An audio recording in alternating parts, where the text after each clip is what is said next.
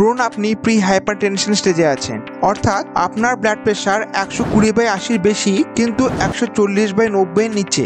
এই পর্যায়ে ওষুধ না খেয়েও শুধু লাইফস্টাইলে কিছু সহজ পরিবর্তনের মাধ্যমে প্রেশারকে কন্ট্রোলে রাখা সম্ভব। আর কি এই সহজ পরিবর্তন জানবো আজকের ভিডিওতে। প্রথমেই আসি খাবারের কথায়। আপনার ডায়েটে বেশি পরিমাণে পটাশিয়াম যুক্ত খাবার রাখুন। পাকা কলা, ডাবের জল, পালং শাক, মিষ্টি আলু পটাশিয়ামের ভালো উৎস। সেই সঙ্গে খাবারে লবণের পরিমাণ কমান।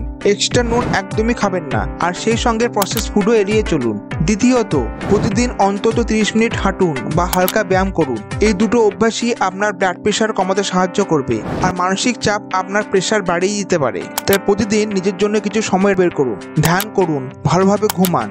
ঘুম যত ভালো হবে প্রেশার তত কন্ট্রোলে থাকবে। আর রান্নায় ব্যবহার করুন সরিষার তেল।